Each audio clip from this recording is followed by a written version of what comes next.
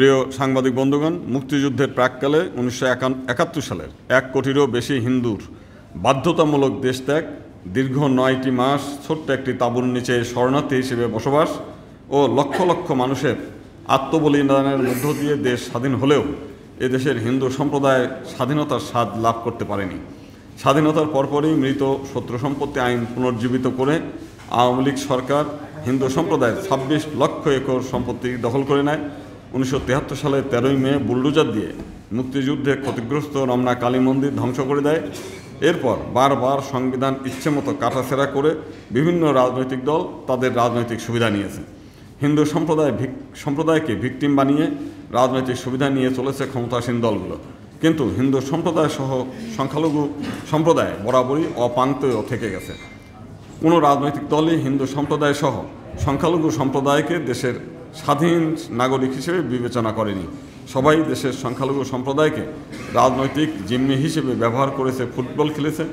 আজ পর্যন্ত কোনো রাজনৈতিক দলের কাছ থেকেই হিন্দু সম্প্রদায় উপযুক্ত প্রতিনিধিত্ব ও উন্নয়ন লাভ করে নাই। প্রিয় সাংবাদিক বন্ধুগণ, 1947 সালে দ্বিজাতি তত্ত্বের ভিত্তিতে ভারত ভেঙে ভারত ও পাকিস্তান নামে দুটি দেশ হয়। ভারত ভাগের প্রাককালে মুসলিম লীগের সাথে হিন্দু নেতাদের চুক্তি হয়। চুক্তি অনুযায়ী তফসিলি হিন্দু এমএলএগণ, প্রিয় সাংবাদিক বন্ধুগণ, 1947 সালে দ্বিজাতি তত্ত্বের ভিত্তিতে ভারত ভেঙে ভারত ও পাকিস্তান নামে দুটি দেশ হয়। ভারত ভাগের প্রাককালে মুসলিম লীগের সাথে হিন্দু নেতাদের চুক্তি হয়। চুক্তি অনুযায়ী তফসিলি হিন্দু এমএলএগণ ভারতকে সমর্থন না করে পাকিস্তানকে সমর্থন করেন। এই সমর্থনের কারণেই বৃহত্তর খুলনা, যশোর, ফরিদপুর ও বরিশাল পাকিস্তানের অন্তর্ভুক্ত হয়। 1947 সালের জুলাই মাসের সিলেটের গণভোটে তৎকালীন পাকিস্তানের আইনমন্ত্রী যোগেন মণ্ডল বিশেষ ভূমিকা রেখে সিলেট অঞ্চলকে পাকিস্তানের অন্তর্ভুক্ত করেন। চুক্তিগুলো ছিল নিম্নরূপ: 1. পৃথক নির্বাচনের ভিত্তিতে সেন্ট্রাল অ্যাসেম্বলিতে 10%, বাংলার প্রাদেশিক পরিষদে 30% আসন, ডিফেন্স এবং ফরেন সার্ভিস সহ সরকারি চাকুরিতে কেন্দ্রীয় সরকারের অফিসগুলোতে 30% আসন এবং 4. প্রাদেশিক সরকারের সরকারি, আধা সরকারি, স্বায়ত্তশাসিত প্রতিষ্ঠানে পূর্ব বাংলার হিন্দুদের জন্য 20% আসন সংরক্ষণ থাকবে।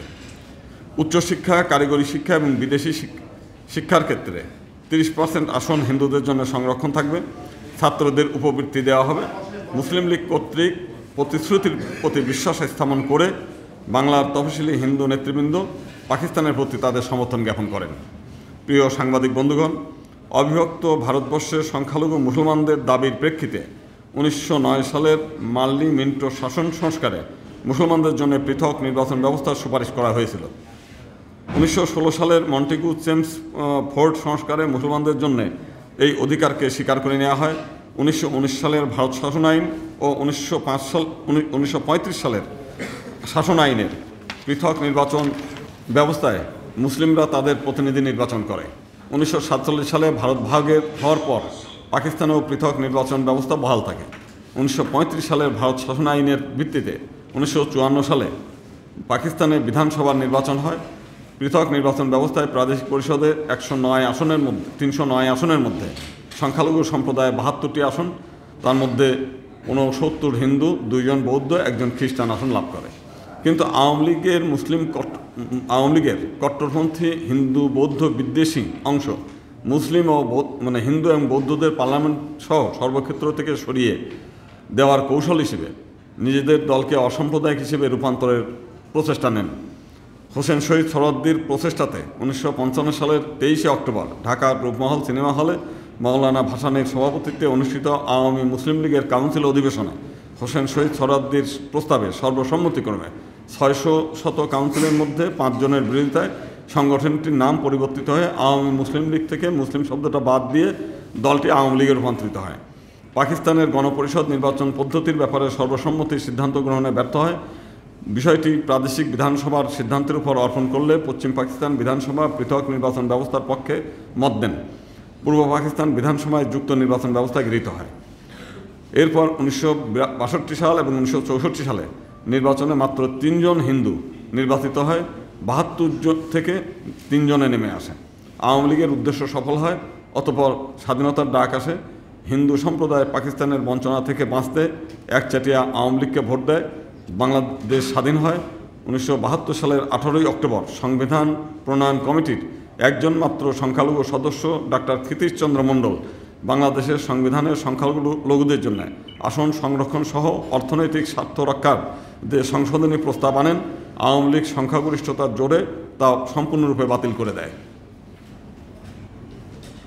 প্রিয় সাংবাদিক বন্ধুগণ, 1954 সাল থেকে বাংলাদেশের হিন্দু সম্প্রদায় আওয়ামী লীগ